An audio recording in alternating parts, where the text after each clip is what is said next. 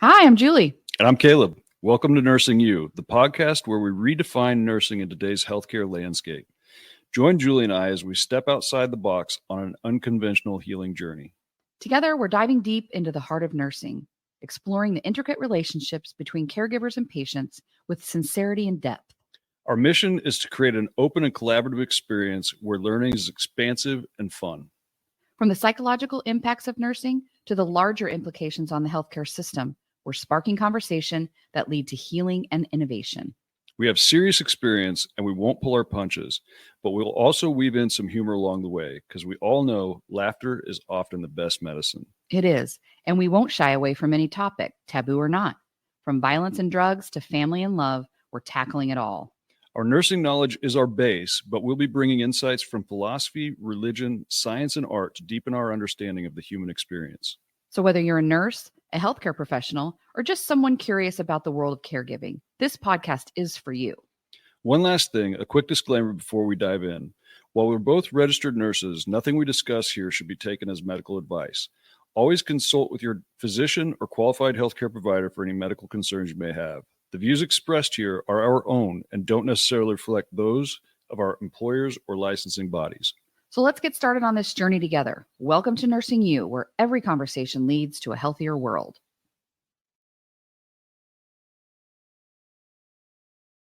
Okay, here we go. Here we are again.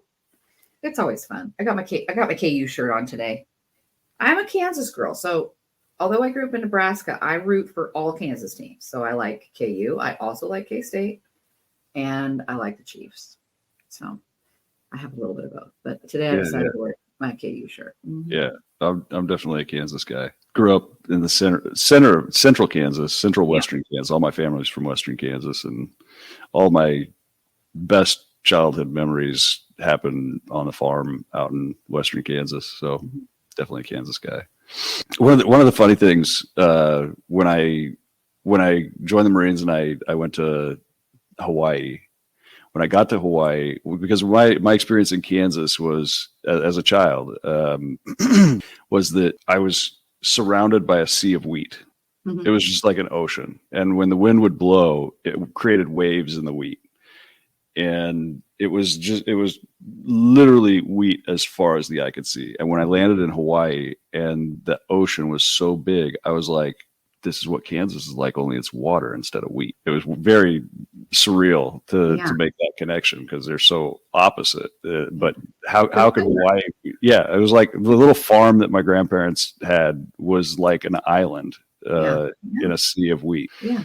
That was an interesting. Mm-hmm. Yeah. So I'm a Kansas guy. Yeah. Yeah. I grew up and Kansas sunsets are prettier. Oh, yes. There's nothing like nothing. No. And we live on a hill and our front porch, which I love sitting out on, faces west.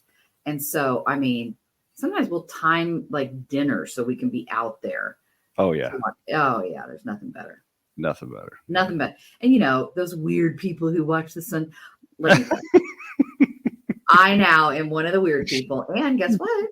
I joined a Facebook group, Kansas Sunsets. Oh, no way.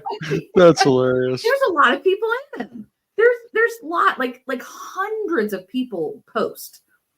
I just don't think people can realize how beautiful Kansas is. They think it's a flyover state. You know, they drive through, and if the only thing that you're seeing is I-70, you haven't seen it. You haven't seen anything. It's just like it's funny we're pimping Kansas, but we are. One of my favorite things out by my grandparents' farm. There's something called Cheyenne Bottoms. If you've never been to Cheyenne Bottoms, it is surreal because it's the largest inland water reserve in North America. And so pelicans migrate to Kansas to lay their eggs and hatch the next generation. So when you're out there, you like as a child, I remember seeing all these white pelicans, like literally, truly, every inch of water covered. I've been out there when there were so many pelicans and snow geese that you couldn't see the sun. It was covered. Like and you had to speak loud. You had to speak up because it was so loud. The squawking and noises. It's incredible. You can get on the website and find when the migratory birds are there. So if you're listening to this from somewhere far away and you've never been to Kansas, go to Cheyenne Bottoms. It's incredible. That's my Kansas plug. Yeah. Visitor center. Yeah. So we're bringing on friend Christeena to talk about her career and experience of nursing and life and trauma, and to hear how she has healed herself so that others can benefit from the journey that she's been on. Julie, you worked with her. Tell us a little bit about her. I talking to her before this, I didn't realize that she only worked there for such a year and a half or whatever. I thought she'd been there forever. She was one of those nurses who probably was immediately put in charge on the unit. Mm. And I think at that time I was maybe like I think we decided to call it some kind of critical care resource or something. So my background is mostly ICU. And so I would this role, because I went to day shift in 2018 in January 2018, and I think that's when I started this role. Yeah, and would go between ICU, CCU, and the ER. So like the ICU step down unit, and that unit it's hard to even put words around that unit. It was tons of admits, tons of discharge. The step downs from the ICU who might be fine, like they may be fine, but they might still on drips and right. They might have been transferred early for staffing purposes, or they needed the bed in ICU. So like he's the least amount sick, so he'll go there. They still had four. Tried to have maybe 3, but usually 4 and sometimes 5. With all the discharges, they took all the patients from the cath lab. It was just an insanely high acuity, very, very busy unit. But Christeena was, you can just pick those nurses out. You like top quality, smart. It took a lot to be able to be the charge nurse of that unit and run that unit efficiently while taking care of your own patients. It was not a free charge. Uh-huh. And so I would always try to get her to come to ICU. I'm like, you should come over to ICU. You would like it. You would be good over there. But anyway, so, obviously we clicked and worked together for it seemed like way longer, but it was just that short amount of time. And I've kind of watched her over the years through Facebook and different things, do all the different things that she's done. She went to New York when it was in COVID, and that was super interesting. She kind of, shared her journey, and then she went to EMT, and then she was a flight, she did the flights for a while and posted about that. And I just thought, God, I mean, she's just amazing. She's doing life. I mean, that's so great. And then she posted something on Facebook like a little while ago that she actually suffered from PTSD and had kind of a breakdown, as we all seem to have. And I reached out to her and was like, I had no idea. And so let's talk about it. So, because as we've said before, sharing stories is very healing, and telling the story is also very healing. Being able to recognize yourself in someone else can be the awareness that you need to start stepping out of the usual that you're doing, or even bring an awareness that maybe that's what's going on with me. And so, I think Caleb and I love to talk and have a lot to talk about, but when we find someone, we need the story. We need to have you on and have a story. So we're going to have her on and tell her story and just talk a little bit about just more about PTSD, and because it manifests itself differently in everybody. It's not going to look the same. And, just hoping that people listening, or maybe you know somebody who is not quite right, or like you notice something's off, or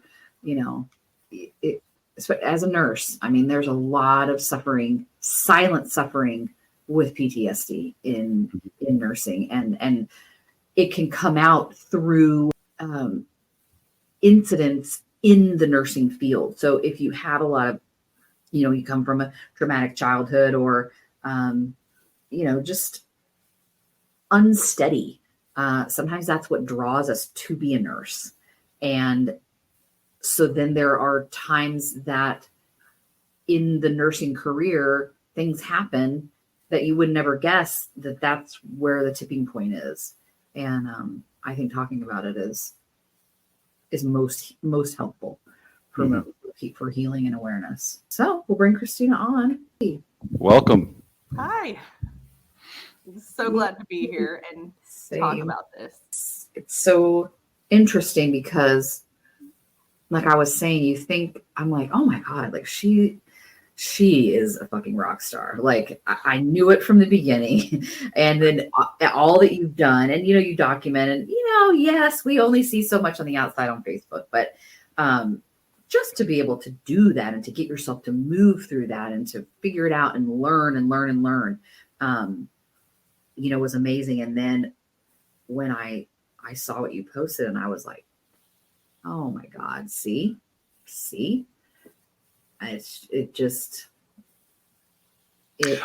don't think you can be in any modern care setting and not be traumatized. Right. And that goes back to the thing that I've said so many times, that we are siloed.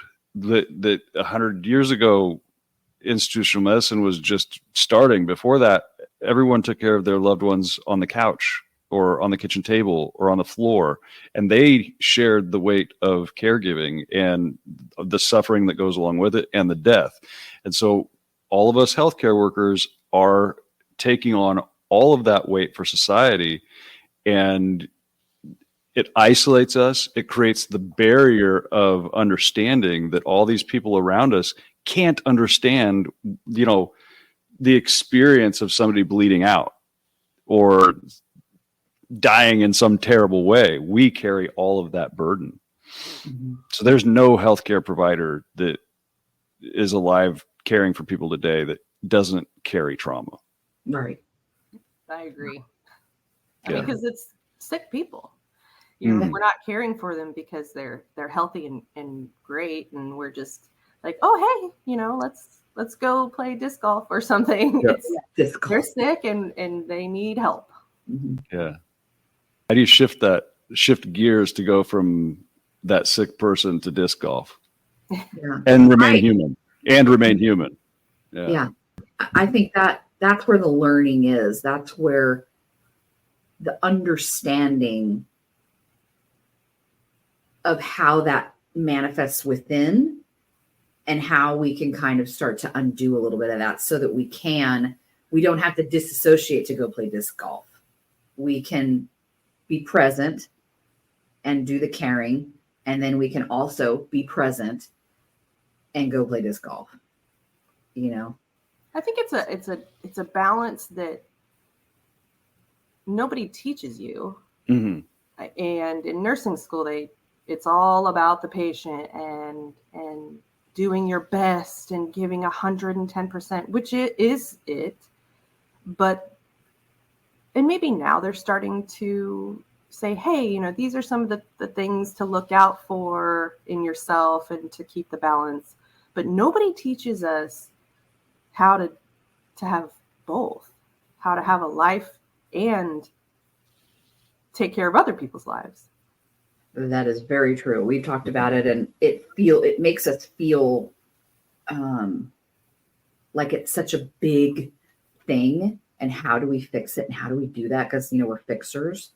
But I think just having the conversations and telling stories little bit by little bit by little bit, and being vulnerable to tell our story, because nobody really talks about it until you're able. And then even that, you're like, well, that's just how it is. And to hear it is healing. And so, even little nursing school students, it all matters, and to bring more awareness to it. Because I don't know if we'll ever get nursing schools just change their, academic agenda. And I think don't they have to? Don't we have to? I mean, we've talked about that. Like COVID was the foothills of the mountain that is baby boom generation. Mm-hmm. That we just experienced, a little bit of turbulence in comparison to the volume of death that is really on the horizon for America or the world. I mean, the baby boom generation wasn't just in America. I think it's worldwide. I mean, the population explosion is everywhere. And so many of our patient populations are propped up on medicines that are extending their lives. And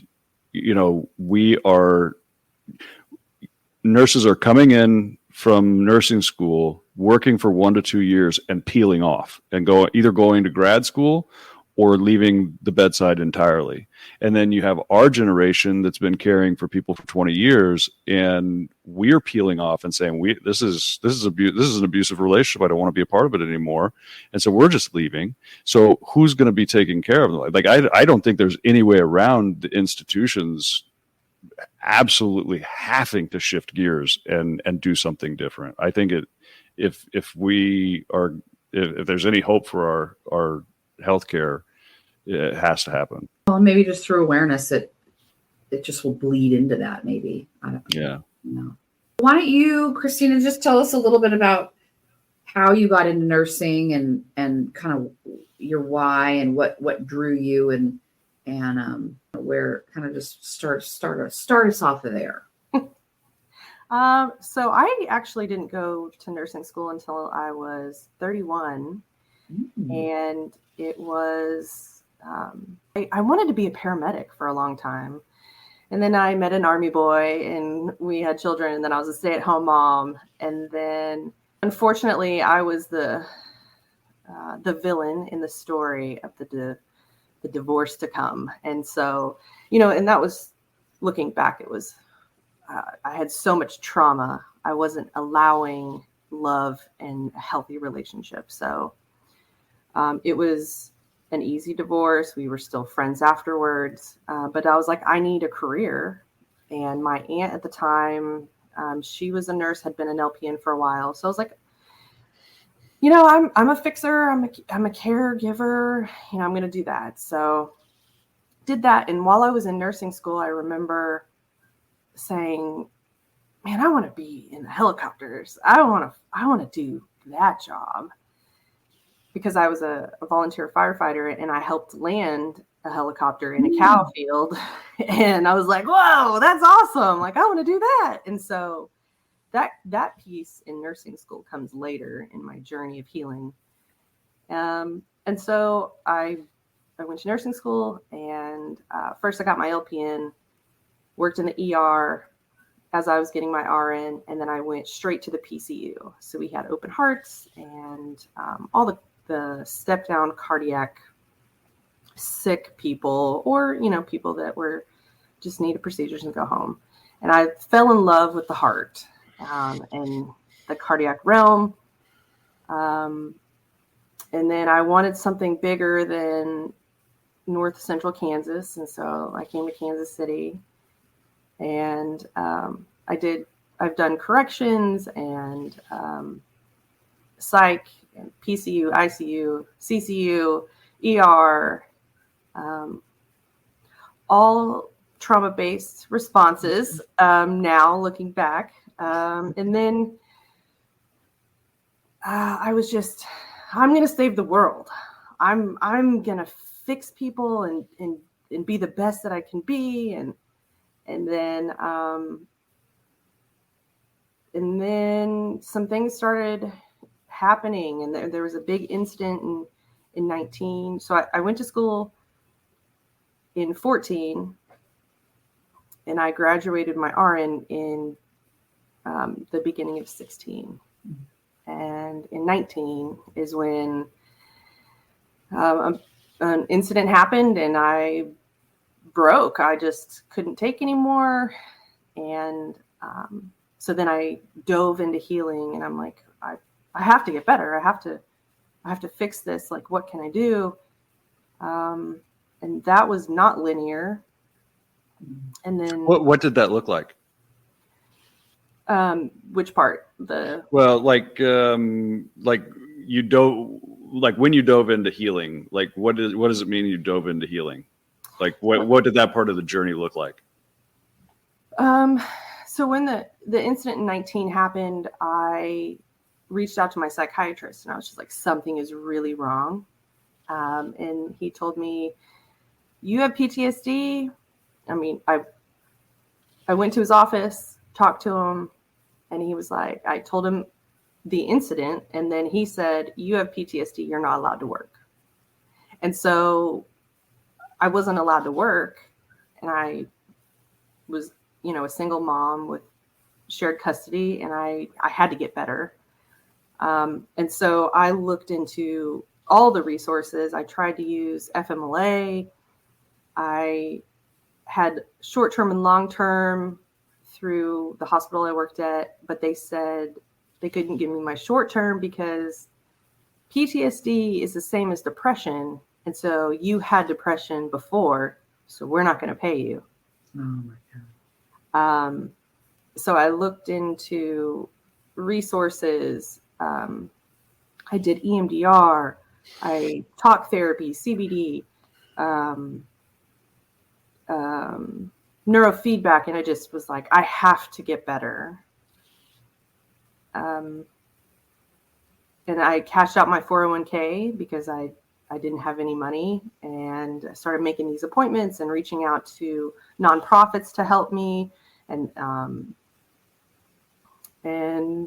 so for 3 months I was out of work. And for those 3 months I was just researching and pouring everything into getting better to be able to work again.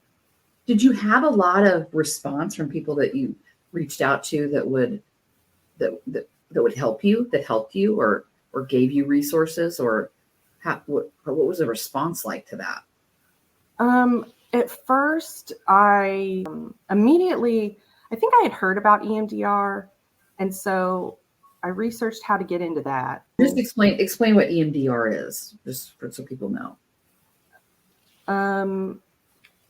Gosh, is it like electro? Oh gosh, I don't remember what it's called. Magnetic. Here, I'll look it up. Yeah, it does stand for something, but was it a place, or it's a type of therapy, right? Yeah, a type of therapy. Yeah. Okay. And I honestly don't remember, because at that time I was just in survival mode. Right. It says EMDR stands for eye movement desensitization and reprocessing. It says it's a type of psychotherapy that helps people heal from trauma and other distressing experiences. Let me see if I can find anything else. So it says it's a structured therapy that encourages the patient to briefly focus on the trauma memory while simultaneously experiencing bilateral stimulation, typically eye movement, which is associated with a reduction in the vividness and emotion associated with the trauma memories. Oh, that's fascinating. Because it's like hold these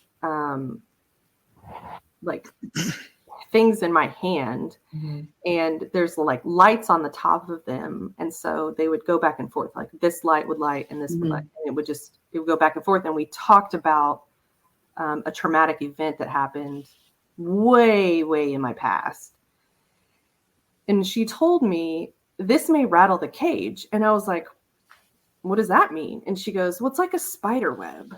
You have all this stuff in there, and so this may shake it out, and so stuff may kind of fall through and fall out. And I'm like, okay.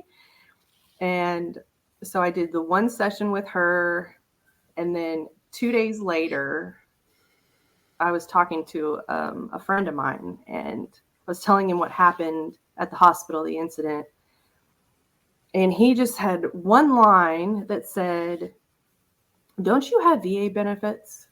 And at that moment, the cage was rattled, and a terrible traumatic incident that happened 17 years prior in the Marine Corps all came back at once.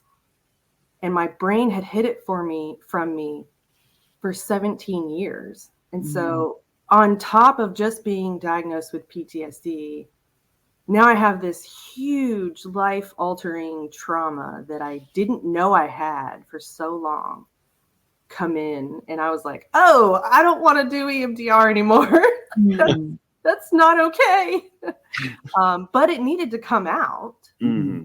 At the time, I didn't need it to or want it to. So then I reached out to some nonprofits through the veteran scope. And so then they helped me with other nonprofits and going that way. And so I was just reaching. I was drowning. I knew I needed to help myself. I didn't know where to go, what to do. And so I was researching and reaching out and scheduling appointments and just whatever I could. Kind of like how you nursed. You were doing it. You were fixing all of the things and, going to the scene and realizing that like this, and this, and you prioritize and you were doing that for yourself really without you even knowing. Very a new territory. Yeah, for sure. And I started to get better and started going to the VA and processing that stuff and medications and therapy, talk therapy. And I was doing pretty good. There's still a lot there that needed to be fixed, but the breakdown didn't come just overnight. So the incident happened in January, but it wasn't until May where I was like, oh, something's not right. And then I was like, I was checked out and, my psychiatrist checked me out. Yeah. He was like, you're done for now. Yeah. And so for 3 months, I just was doing anything and everything that I could. And then after that, I got the okay to go back to work, and I chose to go work at a psych hospital. And it was a 6-week contract. And I was like, all right, I can do anything for 6 weeks. Right. And I can relate to these people. So, I mean, maybe I can get some extra therapy on top of, and I did. And then I transitioned over to the Valor unit, and that was incredible. They do therapies for first responders and vets. And man, what I got out of it as well was just incredible. And I was able to teach group therapies and tools and stuff. Wow. And that's exactly where I needed to be. It was hard. Going back to work, my anxiety, I was sensitive. So I still had like these symptoms and stuff. And Wait, can you kind of explain what that means? You were sensitive? Because I also experienced a deeper sensation of sensitivity, like in my skin, in my body. I was more sensitive. What was that for you? So the lingering side effects or the symptoms from the incident carried through, but they just kind of got less. So when I went back to work, I was still very protective of my patients and very territorial. And I was still crying very easily and very, when something wasn't right, I'm just like sound the horn, the alarms. This patient is not getting the treatment that they need. This, for whatever reason, not every nurse is the same. Mm-hmm. And so that's another thing that I had to realize, but I just was, every patient was like a family member. And I took offense when they weren't being cared for like the way that they should be. And so I'm like, this is not right. But that calmed down a little bit. I think nurses can, that is familiar. And because a lot of us put our heart and soul into it, it does feel like it's a personal attack when you're not getting what you need. And there are so many barriers to getting what you need for the patients. And that in and of itself is damaging. That causes stress and anxiety. Because should you tell the nurse not to be like that? We are like that. And so when you're not getting in a timely manner, you're not getting the answer you need, you're not getting the supplies that you need, you're not getting the IV quick enough, you don't get the pharmacy to, nobody understands how fucking quick you need it. That mixed with your patient who's probably crashing, what do we do with that? Where does that go? That is trauma. That is moral injury. Yep. Yep.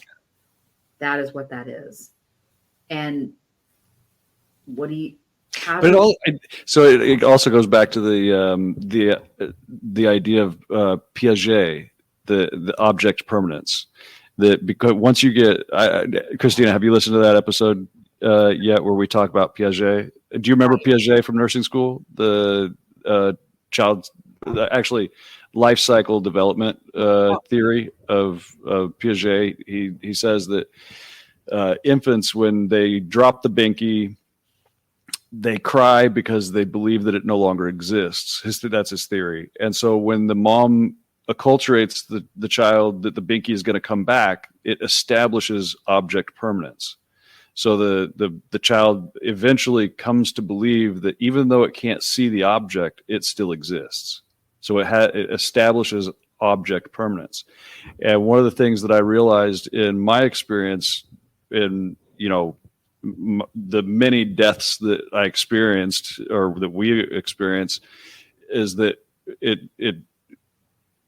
undermines object permanence. That we have, like, PTSD is an adult regression of object permanence. That the world that we're experiencing is shattered because all these lives keep just falling off in front of us. And so nothing, like the idea that things can exist in long format is eroded. Yeah. And the brain doesn't know what to do with that.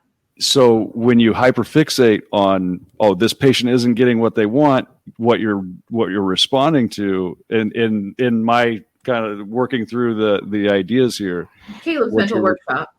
Caleb's mental workshop, yeah.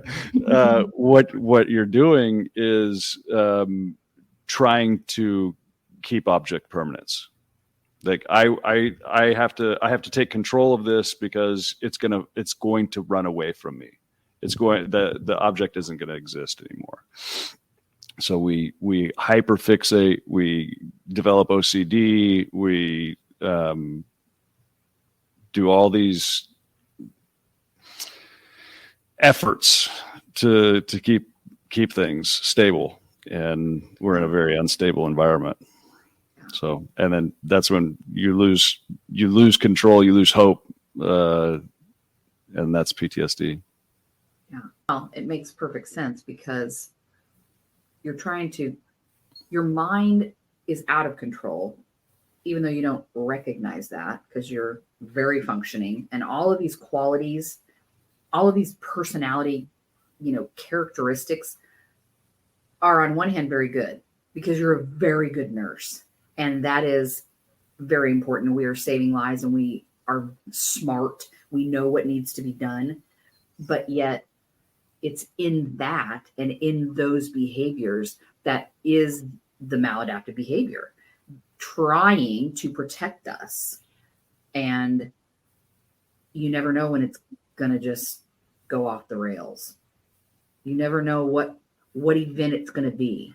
You know, you could have had that same event at the time, at any other time, and maybe It's been fine. Yeah. Just a rough day. Like, Yeah. you know, he died. I mean, he died, and then I got another admit. Yeah. It was Tuesday. Yeah. And I have 5 other admits. So I think what I want people to understand is you can't relate the incident because it's not the incident. It's not the one thing. It's the timing. It's the timing of it and what you were feeling and how you were nursing around that. And so I think it's very important for you to talk even more about how you were and what that looked like in the way you nursed, because it's very hard, because it's people, and like I said, you can just tell. You can tell those nurses, they are smart, they know what to do, they can manage. You know, we're managers of trauma because we have so much trauma within ourselves that we've had to manage. So you're very smart in doing that. And it's really interesting to think of some of those nurses who you deem as like, she's got shit going on, you know, but really the reason that they're like that is probably because they're managing a lot of their own trauma. Yeah. Oh yeah. Up until that incident, I thought I was doing great. You know, I had like 2 jobs, and I was in my personal life too. I was very emotionally unavailable. I didn't know it at the time, but I just thought that that's just who I was. I mean, that's just my personality. I don't cry that often. You know, I just do what has to be done. And then working in that CCU unit, constantly understaffed. We had really sick patients. And I had this duty. I felt like if I wasn't there, because all of these nurses would tell me, "Oh, I'm so glad you're here. I'm so glad that you're charging. I wish you could work every day." And I probably said some of that to you. Sorry. I'm so sorry. Oh gosh. But doesn't it come off as good qualities? Yeah. And then if I wasn't there, I distinctly remember saying to myself, who's going to take care of these patients if I don't show up? Who's going to lead the crews? And because I was getting all that great feedback from the nurses, and I was like, oh, I'm doing a good job. Like this, we're getting through it. And they leaned on me, and that felt good. That was, you know, purpose. And I was working a lot, and I didn't realize how much of a toll that took on me, because I had no sense of self. Looking back, it was just work. And being there for my other nurses, being there for the patients, and then that one day that incident happened, and I remember being very upset whenever it happened, and then I was like tearful, but I was talking to, you know, the people I needed to. I even talked to the chaplain. And I was like, oh man, this really sucked. And people, now looking back, I realized that a lot of the nurses, Julie, like, hey, are you okay? Like, that was I heard what happened. Are you okay? And when I would talk about it, I was really tearful, more tearful than I had ever been with anything else. And then, so that was in January. And a lot of this, now looking back, a lot of the signs that I want to have other people try to self-reflect and see in them is I was anxious, but I was also very angry at like the little things. Mm-hmm. Like, why isn't pharmacy sending this? And I mean, more so, I was just sensitive to a lot of things, and I was tearful over the smallest stuff. It was hard to go to sleep if I had to work the next day. I couldn't sleep. That was a big sign. And then I transferred to the cath lab, and then they were actually more understaffed than the CCU. And so I went from the battlefield at CCU to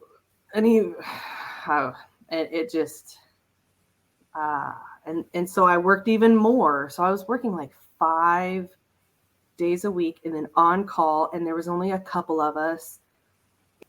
I finally had a couple days off in May, and I remember, like, I think I stayed in bed for those 3 days or something, and then I looked at my scrubs, and all of a sudden I was like, oh no, I don't know what that is, but why?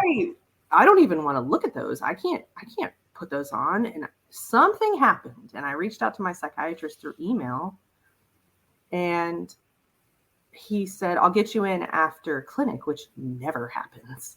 I mean, he's booked out months. And so I went in after he finished clinic. I told him all the details of that incident. And he looked at me and he said, you have PTSD, you're not allowed to work. And I was like, what? I don't have PTSD. I'm a nurse. I know what that is. Like, and then I just was like, oh God, what do I do now? I mean, and then it just, like I said, I dove into healing. I tried to use my short-term disability and FMLA, nothing. And they wouldn't allow it? No, they said because I had depression previous to the PTSD diagnosis, that it's in the same category, and so they wouldn't pay. Wow. So that was a blow. I mean, I kept getting these blows, the flashback of the incident in the Marine Corps. I've been paying for short-term disability. Can't have that. So I cashed out my 401k and used that to live off of. And then thankfully I had resources and nonprofits to help pay for different types of therapies. I went to work at the psych hospital. And then I met some great people there. And that's where I met my buddy Derek. And we were sitting in the Valor unit. We were the 2 nurses there that day, and we were watching the COVID, New York's blowing up and all that. And we looked at each other, and I said, man, I just feel, and he was like we could do more. And I said, yeah.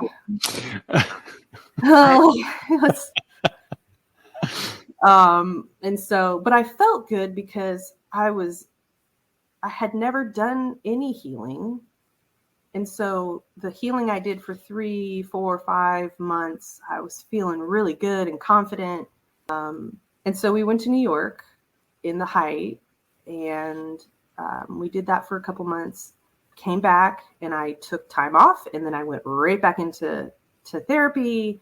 That's when I did neurofeedback therapy through a nonprofit, helped pay for that. There's supposed to be 20 sessions of the neurofeedback therapy, and I did 5, and I felt so good after 5 because, again, I was so bad that I was like, oh no, Texas needs my help because they're blowing up with COVID. And she told me, she was like, well, you've only done 5 sessions. And I'm like, but I feel great. Like, this is great. And so I went to Texas, and I only stayed there 3 weeks because I did have some healing. Some boundaries. Yeah. And I recognized that this was not where I needed to be. And that was a hard decision to make at first. But then I was like, no, we can't save the world. I need to take care of myself. Mm. So I came back, did more therapy. And then I only worked PRN because I was like, I'm not doing full time. I'm not doing contracts. So I just did agency PRN at KU, and then COVID hit, and I was on the COVID unit there, and I was like, okay, all right. So, but there I met somebody who was in medic school, and I was like, I always wanted to do field work, and because I want to fly, and at that time I thought I got to do something else, like, and I posted something on Facebook, and it was about like getting out of nursing. And one of my classmates messaged me, and she said, "You always talked about flying. Why don't you do that?" And I was like, well, I mean, you're right. I did always talk about it, but yet it's still trauma. Like, it's still, you see the worst of the worst. But so I went that route just to try to, like, I got to try something else. I probably should have just worked at Target or something. But so I went down that road, but it was great. It was good. EMS is not easy. Mm-hmm. And, but I felt good about being there. And I was like, oh, this is it. I mean, I took like a $60 an hour pay cut, but it wasn't about the money. It was about me and my boundaries and what can I do to keep this balance of life. Yeah. And so I was, so like the healing is up, down, up, down, up, down. Mm-hmm. And then I was like on the up, and then a personal injury at where I was working happened to me from a coworker. And it just was, that was the end of 22. And it got really dark. Mm. And after the incident in 19, I would have these thoughts of like, oh, I don't want to be here. I didn't want to die, and I didn't want to like leave the earth and leave life, but I just couldn't handle being so exhausted all the time, and just getting out of bed to use the bathroom was like a task that I was tired of being so tired. Mm. And I was like, I just don't want to be here anymore. And I remember seeing my daughter laying on her bed. She was on her phone. And I was like, I don't want her to have pain of me dying. And so I would picture her at my funeral, and that's what held me on. Like, that's what I held on to. Mm. I battled with suicide ideations daily, and sometimes taking life like minute by minute, sometimes second by second, just like, okay, you're girls, I just latched onto, that was my lifeline just to get through and help heal myself and process things. And then was doing great. And then the end of 22, I mean, I thought where I was going to be was like, I'm going to retire here. This is where I'm supposed to be. And then something happened. And then so that happened, I believe in August of 22. By January of 23, I reached out to my psychiatrist because I had a fleeting thought one day, well,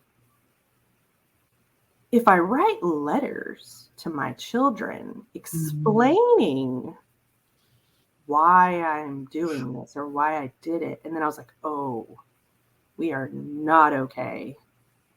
So I reached out and I was like, I have to do ketamine. Like, this is my last ditch effort. And he got me in like 2 weeks later. And that was life-changing. That's what it took to stay and then to heal. On Earth, to stay on Earth. Yeah, to stay here. Yeah. To not give up. That was life-changing. It saved my life. But, my children kept me here, but the ketamine was the big change. Wow. Well, tell us more about that, if you would. Absolutely.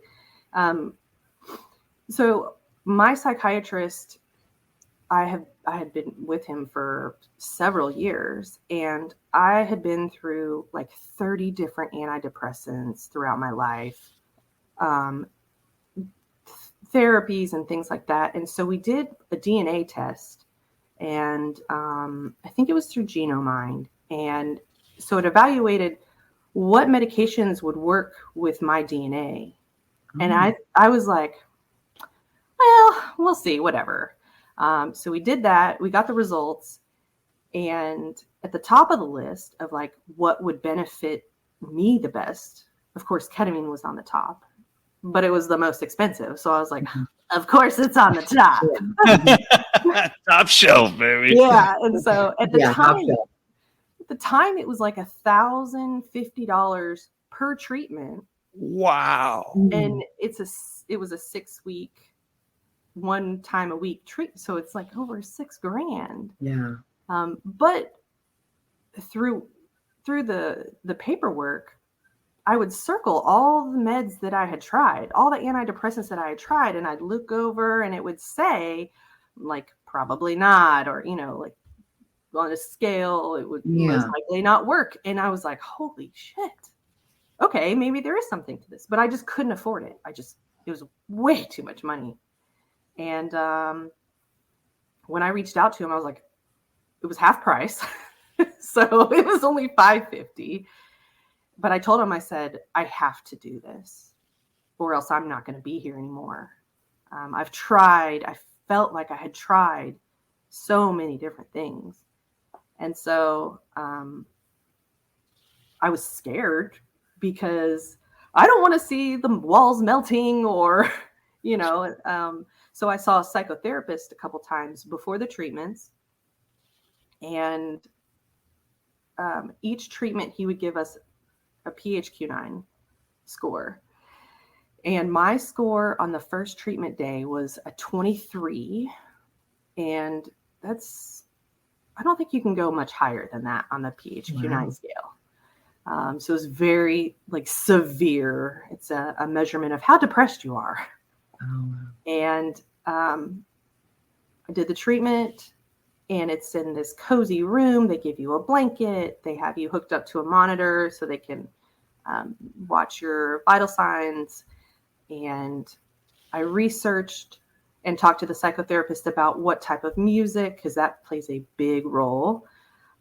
So I had my earbuds in and airplane mode, and the psychotherapist had taught me like, okay, just breathe through it and you're safe, and all these tools. And I remember just being kind of like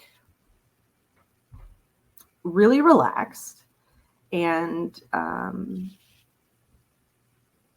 I didn't see anything, which was great, except towards the end of halfway through the infusion, I kind of saw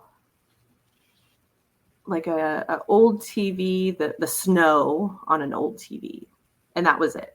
And afterwards, I was like, oh, I kind of had like a drunk feeling, but not I was still in touch with reality and what was going on. And then, so it was once a week for 6 weeks. The very next week, I came in, he did my PHQ-9, and I went from a 23 to a 3. Oh, wow. And I was like, yeah, that's really weird. So it like instantly helped with the SI. Yeah. Instantly. And then it just kind of like paused. Like my brain was just like, we're okay. Everything's all right. I'm not like happy and life is great, but I'm okay. And so each week, I think week 3 was a little rough. And I remember I was working at KU at PRN, and I remember coming for week 3 or 4, and I told my infusionist, and I said, man, I got so frustrated at work, and I was in the supply room, and I just started crying. And I was mad that I was crying. And he was like, oh, you mean you were feeling your feelings? Mm. And I was like, okay. He was like, welcome to, Yeah. this is how it's supposed to be. And but after the 6, each week he would give the PHQ-9 and scale up. And so each week he would go up in the dosage. And I think my last 2 weeks were like the max dosage. And then I remember afterwards, I was talking to my infusionist, and I was just like, I feel like this should be working. And he goes, well, some people are late bloomers. And I was like, well, what is that? He was like, sometimes it takes a couple months. And I'm like, oh my God, I can't, what? Yeah. But I was so stuck for years in that space that I didn't realize that I was okay. And so slowly I would realize that I could do the things. But my habits were to lay in bed all the time and, not take a shower for a couple days or, things like that. But then when I would make myself do it, it was easy. And I was like, oh, so it kind of felt like I could, if I was in the hole, I could climb out of it easier. Mm-hmm. And I could process things easier. And I just had to trust, and I had to relearn how to be a different person. Oh, yeah. Which also meant cutting a lot of people out of my life. Because at that time, I was like proud to be the go-to person. And everybody confides in me. I'm everybody's counselor and therapist. And that's me. And I'm proud of that. No, that was very unhealthy. So in my PHQ-9 score now is anywhere from like a 3 to 5. I've had one maintenance infusion a year later, and I'll probably do another one soon because I know going into depressy season that, it's just a little buffer just to make sure that we're going to stay okay. Mm-hmm. Yeah, it was a game changer. I don't think I've had one thought of not being here since the very first infusion. And it's wild to me, but it's great. And yeah. So can you feel joy? Do you feel joy? So how I am now after the infusions is like, I feel everything. Yeah. I can watch a TikTok with like puppies running around and I'm like, oh my God, it's so cute. And I'm like crying. Yeah. And anxiety and fear and passion. And that was so foreign. And so when it was happening with me, once I was healing and I was my neurons and my pathways were just doing their work, I was crying, but that was just how my emotions were coming out. And I could be talking about something great and then just like tears would be coming out. And I'm like, okay, I'm not upset. I'm not sad. It's just my brain and my body are now connected and I feel it all. But now I have the tools of like processing it and reflecting back, checking in on myself. Yeah. So people in stress too, in that first year after the treatments, I would just cry but my face would be the same. It would just, tears would just come out. And I'm like, well, maybe this is because I never cried for 20, 30 years. But even over-the-counter medications are different. I feel like my whole body and brain is just there. It's all new. And I don't know, but I'm not on any medications. I was on Xanax for several years. And I'm just very thankful and also protective of this new space that I have. Very, very protective, almost too protective. So I have to push myself to be like, yes, you can go to functions, and but I drive myself, so I can drive home, and but surrounding myself with the right people. It makes a big difference. Yeah. So you're currently working. Yes. And it's, if I remember, you said like in an ER or agency ER or something like that. So how are you different? How is Nurse Christeena different than before? One thing that one of my therapists told me, she said, you can only do what you can do in the time that you have it. And that has stuck with me for years. And I actually teach that to like the younger nurses. And so I keep that. And sometimes I have to tell myself, like, I'm doing my best. If I have questions, I check in with myself often. I pick up on the signs that, like, if my anxiety is getting a little bad, or if my depression is like, oh, maybe we're going down. I'm like, okay, well, what is it? I start to push myself a little too hard in the ER, and then I'm like, oh, let me just go to the bathroom, reset. It's going to be fine. But I still have that. I'm territorial. I'm passionate. I get not as upset, but I get like, this is what we need to do. I still advocate, and, but I can go home. I can leave it at work. And there's only been 2 times where it's come home with me, but it wasn't about work. It was about an incident that happened with the people at work. And that was like touching on morals and ethics and things. And so I use my drive time home to be like, I left it all. I did what I could do. They're turned over to the other staff. I don't do overtime. Right. Once this contract is up, I will probably go back PRN and probably part-time flying. Because that was the other transition. Flying, I was the advocate. Me and my partner, we were able to do what we thought was right. We didn't have to wait for pharmacy or IV or scary. It's, it's all you, and, you have your medical director, but that's where the autonomy, and that's where I was like, oh, this is it.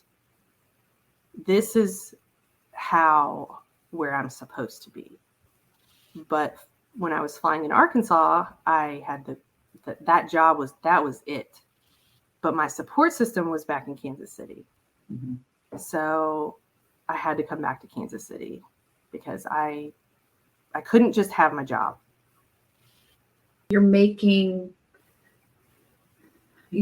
selfish decisions now. Self-care. Yeah. You're putting yourself first. You're thinking about Christeena and what she needs to be able to manage life. And that is huge. And it takes a lot of courage, because fear of all that you've let go is what stands in a lot of people's way.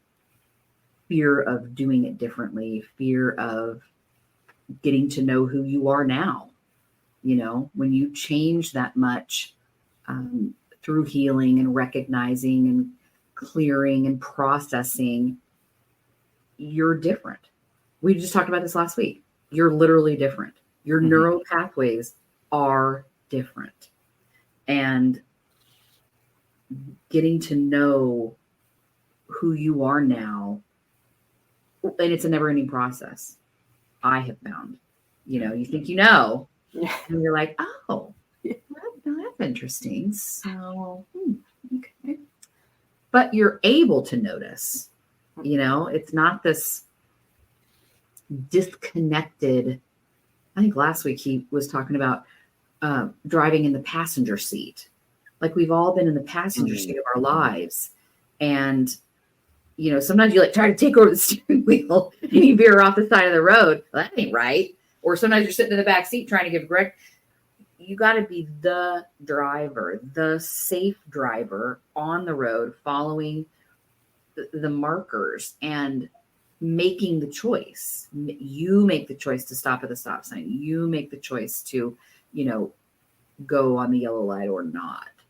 You know what I mean? So you're making the choice to where your career goes. You're making the choice to be where you need to be. You're making the choice to take a minute and go to the bathroom. And it's all fine. And it, in my mind back then, it wasn't fine. Like I couldn't let go. I couldn't allow it. And I think there are a lot of people who probably feel very similar in that. The reason why it's such a big fucking deal that when nurses don't take their lunch, you know, and then trying to get nurses to take lunch. It's not just about eating. It's not just about that. Those nurses cannot let it go. You have a life, a unit, other nurses. So you just want me to like, woohoo, disconnect, go to the lunch, you know, go get and eat, and then just come right back in. Like, it's not that easy. And nobody understands that. But it can be. Like, you can develop the skills to get you in a place, like you said, it is going to be fine. You can only do what you can do. Some places are more toxic than others. And I think everybody needs to find a place that supports them in the way that they needed to be supported. You know, there's a lot of new nurses at where I'm at now, and it's their first job. They've been a nurse for a year, and I've taken a few of them under my wing. And I remember one of them saying, I just don't know if I can be here. And I said, then don't. Like, and she was like, well, I mean, I've only been here a year. And I was like, I know somebody who, she was an LPN for a long time. She got her RN, I think like a year and a half ago, and she's had 4 jobs. And that's okay, because where she went, it wasn't right for her. She started off at Truman ER, and she was like, oh boy. Wow. Yeah. That's jumping in with both feet. Yeah. Yeah. But she recognized it, and I was so proud of her. But you know, she felt this guilt, and I was like, it's okay. Nurses are needed everywhere. And so telling the one, and I told her that about my other friend, she was like, really? And I said, yeah, girl, I've all the places I've worked, and I like named them out, and it was like a book. She was like, oh, that makes me feel better. And I was like, yeah, don't do this to yourself. Yeah. If you're not happy, if it's hard on your life and your child, go do something else. Find what fits you. And she's trying. Yeah. I mean, I feel like you could come back and we could do another episode. Okay. Yeah. Well, you know, whenever I made that post on Facebook, several people posted on it so other people could see it, and they were like, thank you for sharing this. And one of them was like, thank you for sharing this. It gives people / us hope that there's light at the end of the tunnel. And then I've had people message me personally that asked me about the ketamine, and one that reached out twice and then really opened up, and they were like, it's hard to tell these things because they'll just lock me up. Yeah. And I said, I get that. But there's a difference between being an active crisis. We need to get some help on board like right now. And I can hear you and listen and be here, and we can work through this together, and we can use tools together on the phone through Messenger. And so by talking about it and sharing it, I think I've connected and let people know that, yes, on the outside, I went to New York and Texas, and I did the ambulance thing and the flight nurse, and it looks like, oh, she's doing but oh no, it was a battle and a struggle, and it still is every day. I'm learning and growing and checking in and processing and using these tools, but being able to recognize myself and feeling it. I feel it in my body. I think before, when I was just living in that life, I was just head. Yeah. Like, my body was just following what my head was doing. And my head was like 100 miles an hour, straight forward. There's no time for break. There's no time for pausing, because then you might feel something. Yeah. Right. And And your brain knows that. Right. Yeah. We don't pause. Yeah. I think, we do want people to know that if you're listening to this and you are thinking about, suicide or not wanting to be here, or deep things like that you have to reach out to someone. So we're not here or equipped to be that one. Again, we will put the resources in the links, but you have to reach out, because it's, you'll just keep going down that path, and you have to reach out and let somebody else in so that you can start a conversation about it. Because if you're just swimming in your head, it'll only just stay right there. Yeah. And so it's very important for us to say that it's not going to go away. And if you're actively suicidal, it's a big deal, and we want you here, and you need to reach out to somebody. And a lot of times it's not your job, it's not your work, it might not even be someone that in your story, Christeena, we don't get a lot of help from the healthcare system that we work in. It's very difficult to navigate, and it's very a lot of hoops to jump through. And when you're in the depression, and when you're in your head and everything feels so heavy, you just you can't almost do all those hoops. And I don't know how to fix that. I guess. Well, isn't that part of what we're doing here? Like that, from what I've read, that, everyone is aware of the mental health crisis in healthcare, but no one knows what to do about it. And so Julie and I, as we kind of made the decision to do this, that was kind of part of the metric of, like, we're just going to do what we can do and see what works. And it kind of leads me to one of the wrap-up questions that I have for you, Christeena, which is, what's your takeaway from the episodes that you have listened to? What are your takeaways, and like how are you experiencing what you've listened to the work that Julie and I have been doing, and how can we make it better to help more people? I just think first of all, it's just amazing to be able to have a free resource that you guys are putting out there to just be like, oh, let me just try to connect. I think connection with people and hearing resources or just people's stories.